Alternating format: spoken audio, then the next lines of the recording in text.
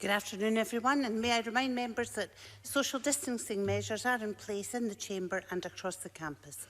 So please take care to observe these measures over the course of this afternoon's business, including when entering and exiting the Chamber.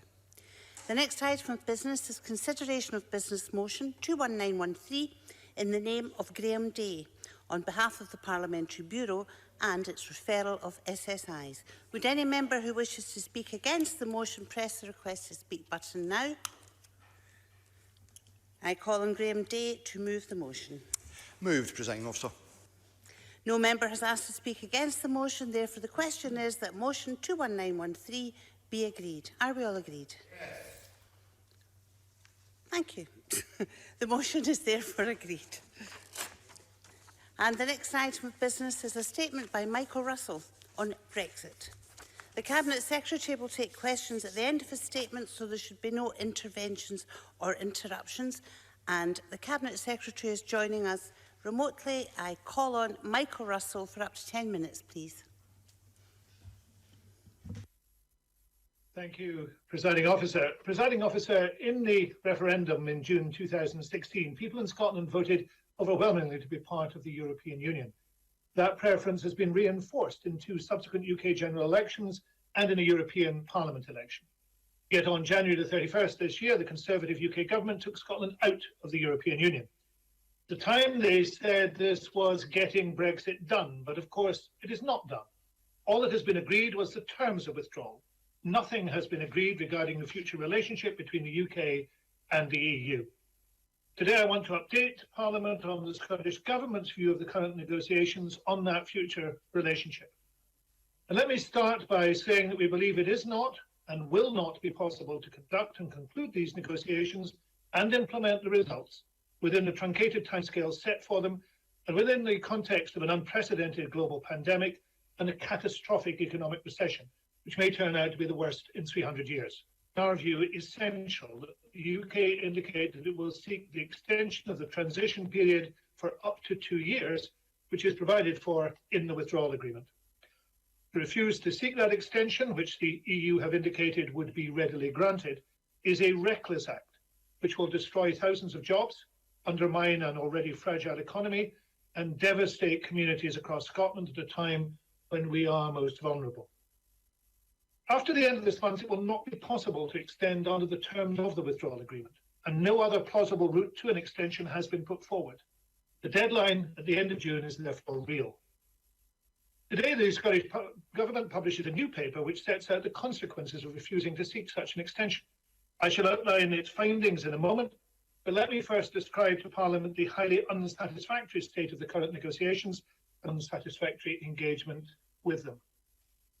The original end date for these talks was set when the intention of the UK government was to leave the EU at the end of March 2019. That period of 21 months looked very challenging even then. And of course, the UK did not leave the EU for another 10 months. So 21 months has become 11 months. And that time has been further truncated by the effects of the pandemic. So far, there have been only 3 weeks of negotiation, with a 4th round currently underway. The UK negotiating only published on the 27th of February. The draft UK legal texts on which the negotiations are meant to be based were only made available to the other EU nations 2 weeks ago. We had virtually no involvement in producing them, and indeed only saw the legal text with no possibility of changing them 24 hours before they were published. The Joint Ministerial Committee on European Negotiation is, by its agreed and written remit, meant to have oversight of these negotiations insofar as they affect devolved competencies and I quote, to seek to agree the UK position. In fact, it has met only once since the discussion started in a virtual session on the 21st of May. It previously met in Cardiff on the 28th of January. The UK Paymaster General has conducted 3 sets of briefings with devolved ministers. Despite our efforts, that whole process isn't about influencing what is happening, still less deciding on crucial issues for which we are responsible. It is merely about hearing what is happening. But what is clear, even from these meetings, is that a no-deal outcome has become ever more likely. That's not just because the UK has set its face against accepting a more realistic and sensible timescale. It's also because the negotiations have been so unproductive in accessing the political gulf in positions. The negotiations are blocked on fundamental issues of governance, of level playing field and on fisheries, and in a way that no technical finessing will remedy. Indeed, to many in Brussels, it looks as if the UK is refusing to.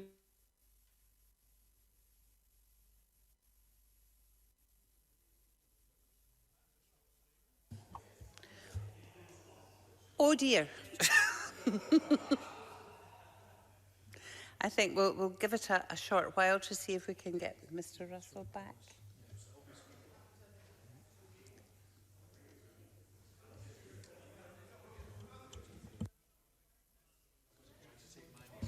He has returned. Welcome, Mr. Russell. My apologies for that. As I was saying, the negotiations are blocked on fundamental issues of governance, of level playing field and on fisheries, and in a way that no technical finessing will remedy. Indeed, to many in Brussels, it looks as if the UK is refusing to negotiate on such key matters. Resolution seems to be far off. The situation was not helped by an extraordinary letter from David Frost, the UK chief negotiator, to his counterpart Michel Barnier. We have long been opposed to the substance of the UK position, but the tone of this confrontational letter was an error of even greater proportions. I made it clear at the JMC that in using it, Mr. Frost did not speak for Scotland, and I do so again now.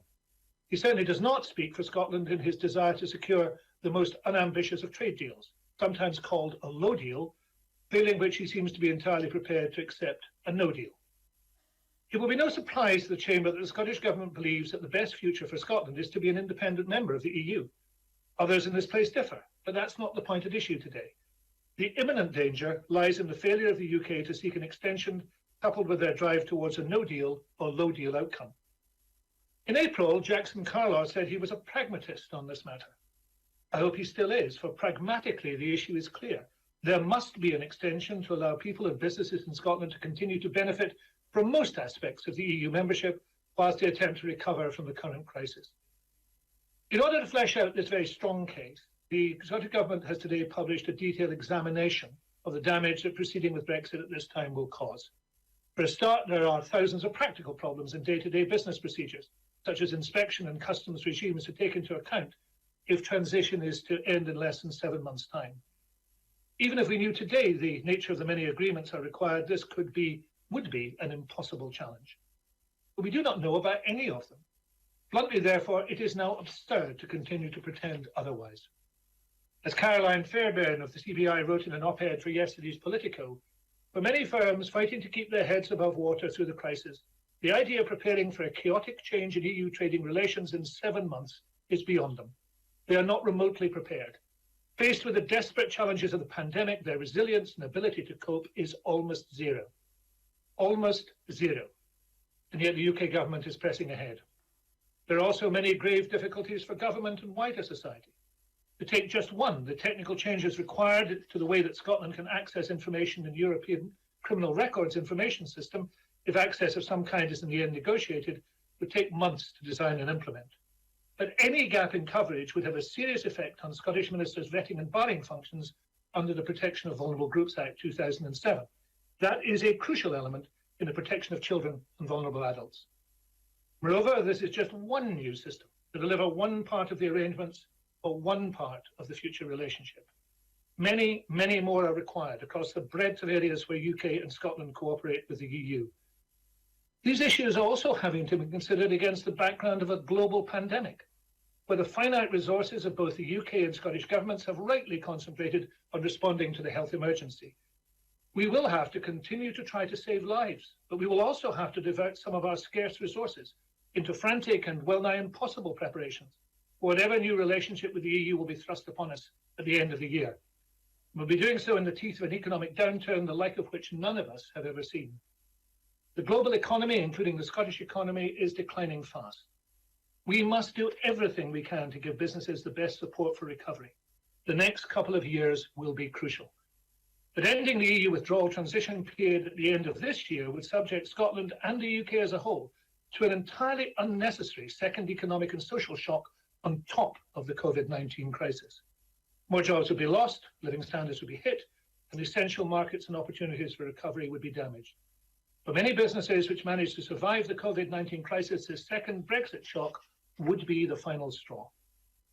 The new modelling we published today indicates that ending transition this year would result in Scottish GDP being between 1.1 billion and 1.8 billion lower by 2022, compared with ending transition at the end of 2022.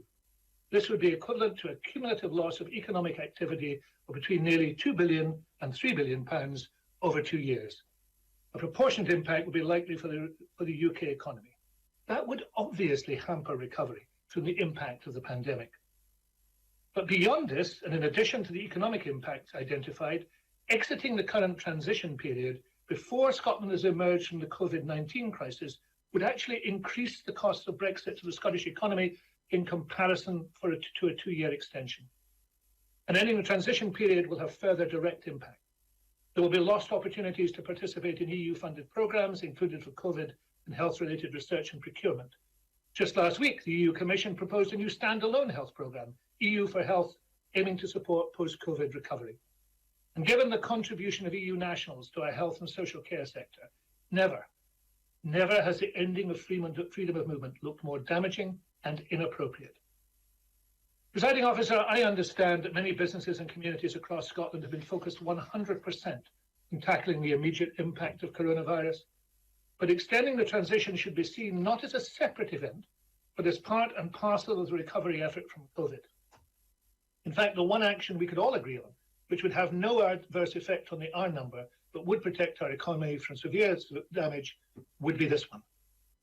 During this crisis, despite our different beliefs, we have come together as a parliament to help Scotland get through this.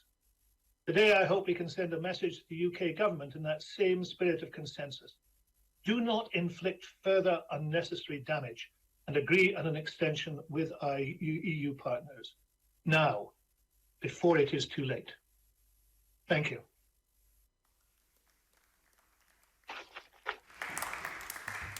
The Cabinet Secretary will now take questions on the issues raised in his statement, and I will allow around 20 minutes for that.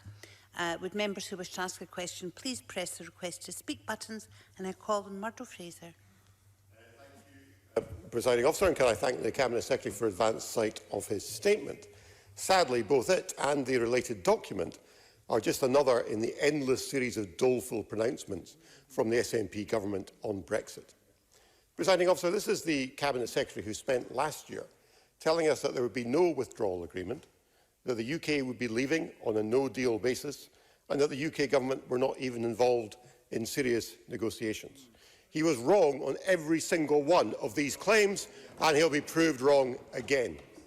Presiding Officer, a further delay will achieve nothing but deliver years more of access to our fishing waters for the other EU nations, when our fishing communities are desperate to seize the sea of opportunity that awaits us. Now, Presiding Officer, it is true that negotiations are proving difficult. But then these talks need two willing parties.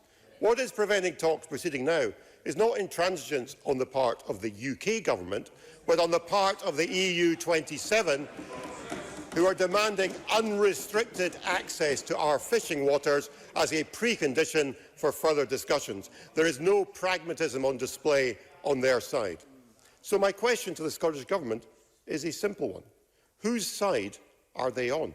Are they backing the EU 27 and supportive of abandoning our fishing communities, or will they stand with us in demanding that the EU back down and keep their hands off our fishing waters?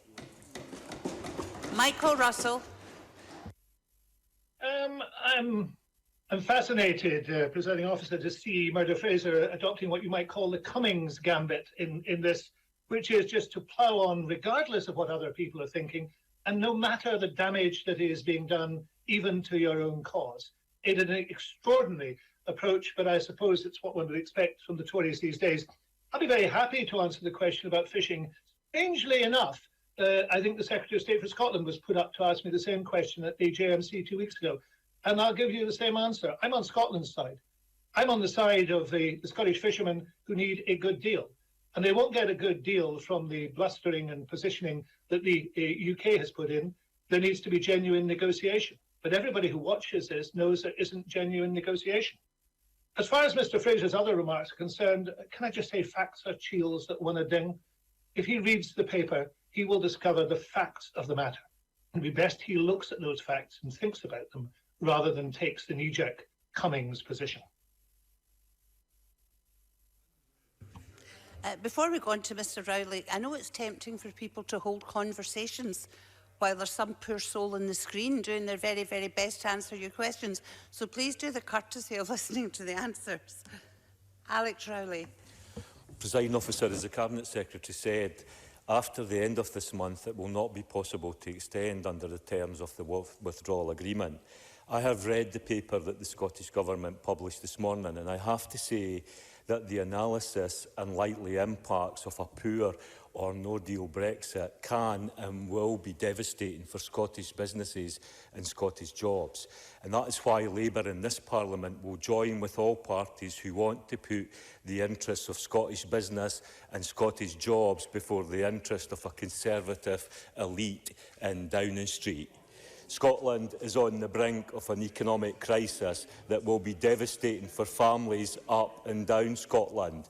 Now that the UK have left the European Union, it is crucial we get a deal that would give us access to European markets and close alignment with the Customs Union.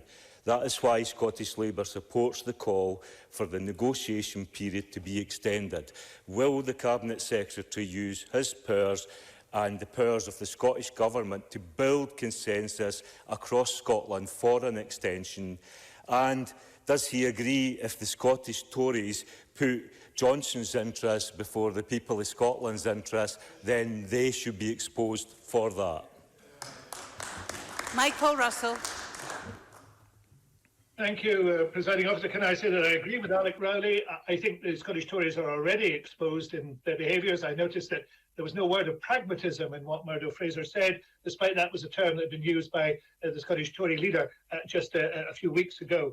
I'm very happy that we continue to build consensus. I do believe that there is an overwhelming consensus in Scotland, and polling bears this out, that opposes the withdrawal at this time. It wishes to see an extension, but the clock is ticking on that, and it has to be done during June. So I hope that we will all work together, and I would welcome the Tories in this if they were prepared to be pragmatic to make sure that that extension takes place. And I'd be very happy to work with Alex Rowley on that basis, of course. We'll go on to the open questions, and can I remind people to press their button, and we'll have Patrick Harvey followed by Willie Rennie. I'm grateful to the Cabinet Secretary for the advance copy of the statement, and the Scottish Greens certainly agree that the extension to the transition period is very clearly necessary. And it comes as no surprise that the same people who brought us the profoundly dishonest and xenophobic Brexit campaign are the same individuals who have deliberately burned whatever little public trust the UK government had in the COVID crisis by saying clearly that the rules don't apply to them. Can the Cabinet Secretary tell us whether the UK government has yet given any clarity to the Scottish Government on who will pay for the infrastructure, both primary and secondary infrastructure, between Scotland and Northern Ireland, which is only going to be necessary because of the UK government's insistence of maintaining a Brexit position outside of the single market and the customs union? If they've made that position clear, they should be funding the infrastructure that will result from the requirement for a customs border in the Irish Sea. Michael Russell. I thank the member for that question. It is, of course, important that the Northern Ireland Assembly yesterday voted in favour of an extension, and indeed the Welsh Government and I believe the Welsh Assembly will also indicate the same position. So we are once again in that position where 3 out of the 4 countries are saying this should not happen. They have an enormous amount of evidence on their side, well-attested evidence. We've published evidence today. But the UK government, as you say, does not wish to listen to evidence. It doesn't wish to listen to other points of view. It simply wishes to pursue its own agenda, a highly damaging agenda. In terms of the Northern Ireland Protocol, there are many reasons why an extension would also benefit the situation with the Northern Ireland Protocol. It is quite clear that with 7 months left, there is still a vast amount to be done to implement that protocol, and it is simply not happening. But the same principle applies, as I've said before to the member in the chamber. We will not pay for the infrastructure that is required here. There's no reason why we should pay for it. That has to be paid for by the UK government. But it would be far, far better if there was a sense of realism in the UK government and a sense also of how people are actually feeling. It's not just in Scotland that there is opposition, as I've said, but also in opinion polls. Throughout the UK, in opinion polls, there is strong support, majority support, for seeking an extension which is on offer. And that extension is also sought by the EU, who have made it clear that if it is asked for, it will be granted. Willie Rennie, followed by Annabel Ewing. Yesterday I wrote to all party leaders inviting them to send a joint letter to the UK Government to extend the Brexit negotiations. But I have been rejected by Jackson Carlo. He says the government can do two things at once. Yes, that's true, but Brexit is not some minor piece of legislation. It's the biggest change to our constitutional, political and economic framework in decades. It needs careful negotiation, and it is reckless to carry on in the middle of a global pandemic. If the leader of the Scottish Conservatives won't, will the Cabinet Secretary agree to a joint approach to the UK Government? Michael Russell. Yes, I'm happy to agree to that. I think it's a sensible thing to do. Of course, that was what took place at Westminster recently, with a number of parties joining together, and I'm happy to commit the Scottish Government, the SNP and the Scottish Government to that action. I'm intrigued by Jackson Carlo's argument that the government can do two things at once. It's perfectly possible to do two bad things at once, and that is what we're talking about. It's inflicting two sets of damage, because we know the inevitable damage that is going to come from COVID. The paper outlines that very clearly, using figures which were well accepted. But adding to that is the damage of Brexit. And it is not necessarily a good thing that you do two bad things at once. You could actually try to mitigate one of the bad things by doing a good thing. So Jackson Carlo's argument is, I'm afraid, empty. It is threadbare. And what Jackson Carlo needs to do is to go back to the April Jackson Carlo and think of pragmatism and try and take a pragmatic view. We know from the experience of the Cummings event, it takes a little bit of time for Jackson Carlo to get where he really should be. Let's hope it's not too long, because the clock is ticking. Annabel Ewing, followed by Oliver Mundell. Thank you, Presiding Officer. Cabinet Secretary, irrespective of the politics of Brexit, is it rational or reasonable that businesses currently struggling day and daily to survive the COVID-19 pandemic should be subjected by the UK Tory government to the further economic shock of EU exit this December, with all the job losses that will entail? Surely rather we should take the opportunity of the protections of a transition period for up to 2 years, one that could so easily be agreed, such that we could give vital breathing space to our economy. Michael Russell. I entirely agree with the member. It is irrational and unreasonable for the UK government to pursue this course of action. And I do hope that rationality and reason will prevail, because otherwise there will be companies that cannot survive this. Companies that would have survived one shock but cannot survive two shocks. And that will be the fault of those who pursue this. There's no ifs and buts about that. That will be their fault, because there's an action they could have taken which would have helped, would have saved those companies. They're not only refusing to take it, they're doubling down on that refusal. Oliver Mundell, followed by Bruce Crawford. Thank you, Presiding Officer. Doesn't it just give the game away that the only people who want to delay Brexit are the people who didn't want it to happen in the first place? So rather than wasting everyone's time and attempting to dress his latest Ramon Fest up as helpful negotiating advice, would the Cabinet Secretary not be better admitting he simply doesn't want Brexit to happen, and he is perfectly happy, whatever he says, to leave Scotland's fishermen stranded in the common fisheries policy forever? Michael Russell. I'd ask Oliver Mundell to raise his eyes a little and to look round his own constituency and to look at those businesses that will not survive because of the action that he is supporting. That is the additional burden of Brexit upon businesses that are already flat out because of COVID. I notice he and Murdo Fraser keep calling in aid Scottish fishermen. I've made it clear I want to see a good deal for Scottish fishermen. But they too will be disadvantaged by an economy which will be even worse if the government he supports at Westminster goes ahead from this. I'd also point out to him a factual inaccuracy in what he said. There are a substantial number of leavers who are in the opinion polls saying that there should be a delay. So to characterise this in the way he has is simply in error. he needs to look very carefully at what he's saying, but he should look most of all at the people he knows around him in his own constituency. They don't want this to happen, but unfortunately, if he supports it happening, then he will be responsible for the damage that is done. Bruce Crawford, followed by Claire Baker. Thank you, Presiding Officer. Cabinet Secretary, how would you respond to reports that the UK Government are considering power grab of responsibilities the Scottish Government currently has in regard to EU structural funds when these funds are replaced by the UK Shared Prosperity Fund? Has the Scottish Government been made aware of this potential attack on devolved responsibilities by the Tory Government, who seem intent on taking the powers for dealing with such powers in future to themselves?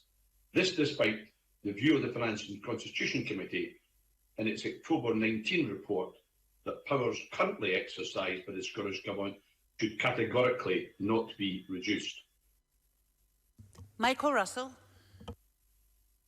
Presiding Officer, Bruce Crawford asked a very good question. I think it is undoubtedly the case, so we have not been formally notified, that the UK Government intends to centralise the Shared Prosperity Fund, those funds that used to be European funds, into their own hands and to remove responsibility from the devolved administrations.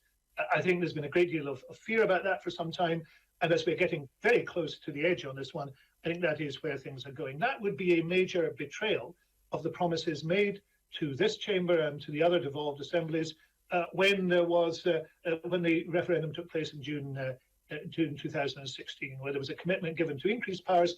Not only have they not materialised, I believe that the powers have been, or there have been attempts to erode them, as we know, through the frameworks, and there will be further attempts to erode them. That would be utterly unacceptable.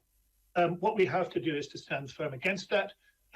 The UK government is hostile to the idea of devolution, hostile to the idea of powers being held elsewhere, and I have to say I would not trust them an inch. Claire Baker, followed by Joan McAlpine. Thank you, Presiding Officer. It is astonishing to see a Conservative government intent on acting against the expressed interests of business and by refusing an extension remain on a path which the majority of employers believe now more than ever will be damaging, potentially catastrophic for their businesses. This is a crucial month that we are facing. Has the Scottish Government had the opportunity to seek a consensus with other devolved parliaments so we can express a united view? Michael Russell. I think that is a sensible idea. We are considering how that might be done. We did it before, and I notice now that the Northern Irish Assembly has voted in favour of an extension, that I think we'll seek every opportunity we can to have that voice heard across the nations of the UK, and we will certainly take part in all such activities that we can. I don't share the members' astonishment at the Conservatives. I have to say that throughout the entire Brexit process, they have been heedless of the voice of business. They've been heedless of any reasonable voices, and they've been heedless of those people who've argued, for example, against ending freedom of movement. We're now seeing the results of that in Claire Baker's own region. In Fife, she will have seen the shortages of labour emerging. The whole thing has been done in an appalling manner because it's an appalling idea. But what we do need to do is to get a sense of rationality to stop things that are going to be even worse. And that means calling for an extension. And I suspect that the more sensible Conservatives, and there are some on the benches, more sensible Conservatives know that. It's just a pity, a great pity, they are not prepared to speak out, because by not speaking out, if this goes ahead, they will be damaging businesses in their own constituency and regions, causing unemployment, causing further economic shock. Joan McAlpine, followed by Adam Tompkins. Thank you, Presiding Officer. The Road Haulage Association recently warned that the UK was hopelessly unprepared for even a free trade agreement, let alone a no deal. Can the Cabinet Secretary confirm that the effort required to prepare for an EU exit at the end of this year will not just be borne by government, but also by industry bodies and businesses, which are quite justifiably putting all their efforts into dealing with the impact of COVID-19? Michael Russell. There are massive costs involved in this for all the parties involved. Government, for example, apparently setting up the largest customs school in the world. That's being paid for by government. These are unnecessary costs. It's costing us far more to leave the EU than ever cost us for the benefits of membership. and the benefits of membership vastly outweighed anything we're going to get out of leaving. But that having been said, it is obvious that business will have to meet increased costs too. Absolutely obvious in terms of all the changes of processes and procedures. And that will be an additional cost, as the member rightly says, over and on top of the damage of COVID. It simply will not be able to be borne by some businesses. There's no doubt about that. Adam Tompkins, followed by Colin Beattie. Thank you, Presiding Officer. This is a negotiation between the United Kingdom and the European Union, and it's clear that the SNP are on the side of the European Union and not on the side of Scottish fishermen when it comes to fisheries. So let me ask, whose side are they on when it comes to what Barnier calls the level playing field, but in truth is the loading of the dice in favour of the European Court of Justice? Is that another issue on which the SNP would just roll over and give the European Union whatever it wants? Michael Russell. I would think it's such a shame when I hear Professor Tompkins talking in those terms, because he knows that this is a foolish set of activities. And he also knows that the presentation he has just made is so far from the truth as to be risible. The reality of the situation is that we want to see, if there's to be a settlement, a fair settlement. But we don't want to see Brexit in any case. I've never made any secret of that. Neither did Professor Tompkins.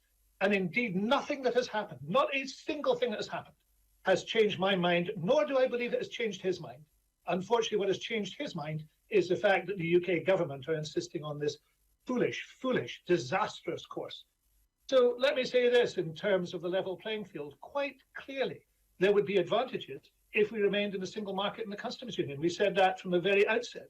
And if we did so, like other countries like Norway, we would be part of a level playing field and benefiting from the single market, rather than throwing away the advantages that we have as a member of a single market.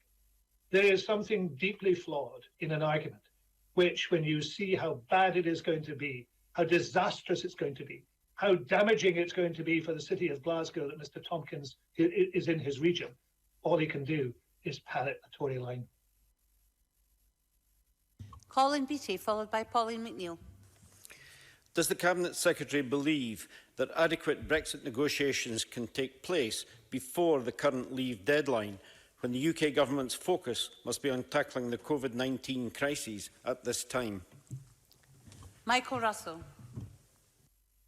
I think the whole burden of my argument and the burden of the however many pages there are in the document is exactly to say no. It cannot be. It is obvious that it cannot be, and the UK Government should accept that now. Pauline McNeill, followed by Stuart McMillan. Does the Cabinet Secretary agree that calling for an extension does not mean that we're not leaving the EU, and it recognises that if a no deal was disastrous before COVID-19, it is acutely more now? And does the Cabinet Secretary, has he noted that 57% of leavers support a delay, and that is the pragmatic approach, the sensible approach, rather than the belligerence of UK negotiators, which actually are embarrassing the UK and Scotland and are doing nothing to actually represent those 57% of people who want a delay, who voted to leave the European Union they claim to act for? Michael Russell. Thank you for the figure. I think Oliver Mundell should read Mark and inwardly digest that figure, because it does completely blow out of the water one of his specious arguments. I have to say that in terms of a no deal or a low deal, both are equally bad, equally disastrous for Scotland and for the rest of the UK. I remain absolutely opposed to Brexit. I think it is an extraordinarily bad idea that has no virtue to it at all. But in these circumstances, my immediate concern is to make sure that the damage is made no worse by the irreversible action of refusing to apply for a delay. That delay will be required no matter the positioning. And I think that making sure that that delay takes place should be something that unites us across the chamber. And the last question is from Stuart McMillan. Thank you, Presiding Officer. Does the Cabinet Secretary agree with me that a common sense approach to the timing of EU exit is well summarised by the Managing Director of the IMF, who said that the unprecedented uncertainty of COVID-19 means it would be wise not to add more on top of it? Michael Russell. It's absolutely clear that right across the board, both in the UK and elsewhere, across the world, throughout business, through commerce, in organisations, in government, The vast majority believe that a delay must be found, an extension must take place. That is in one corner. That tips the scales massively. But on the other scale is Boris Johnson, Cummings, and a few supporters like the ones we've heard today, who, for reasons either does not to lose political face, or for other reasons which are more nefarious, are determined to proceed. And that will have a cost for every single citizen of Scotland. And on their heads be it, presiding officer, if they refuse to heed the sensible advice we have given today, the voices across the chamber, and the very clear, comprehensive paper which we have published, and well-sourced it is too. That concludes questions on the Brexit statement, and we'll move on to the next item of business.